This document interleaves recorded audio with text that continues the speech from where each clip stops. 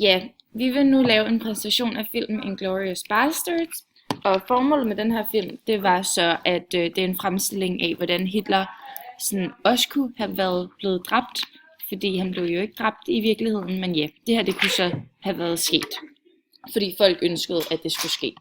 Ja, og afsenderen det er Quentin Tarantino, da det er ham, der har skrevet filmen og instrueret den, og den geografiske afgrænsning, det er så Frankrig, hvor det så er den franske historie og jødernes historie også. Ja, og periodisering, det er så 2. verdenskrig, som så foregik fra 1939 til 1945. Og materialegrundlaget, det er så, at den er bygget på 2. verdenskrig, som sagt,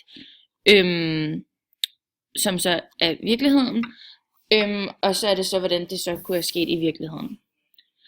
Og hvis historie det er så jødernes og nazisternes historie.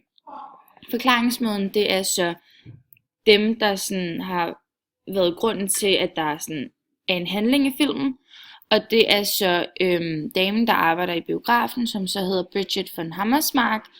Og så den bande, der var imod nazisterne, hvor Aldo Rain så var lederen af den bande. Og fortællergenren og tendensen, det er, at de bruger epos, fordi at til sidst, hvor jøderne bliver reddet, så er der ligesom en helt, og det påvirker også vores følelser lidt, hvilket kendetegner epos. Og vi ser også den her tendens i filmen, det er nemlig det her had til jøderne.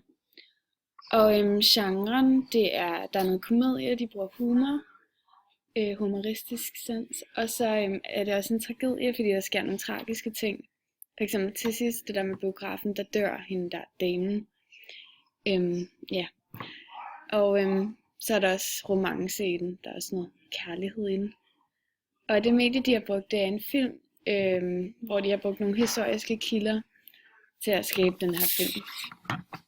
Og virkemidler, de gør filmen meget dramatisk ved at bruge alle de her slåskampe og blodudgydelse.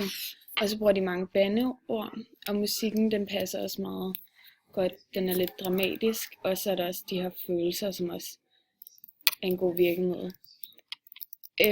Og om det er en relevant fremstilling i forhold til VK-regeringen, og VK-regeringen det er en samlet betegnelse for Danmarks regering, og den er kendetegnet ved terror og overvågning, som i filmen, ligesom der til sidst, hvor det der med biografen sker, det på en måde lidt et terrorangreb. Så ja, det var det hele.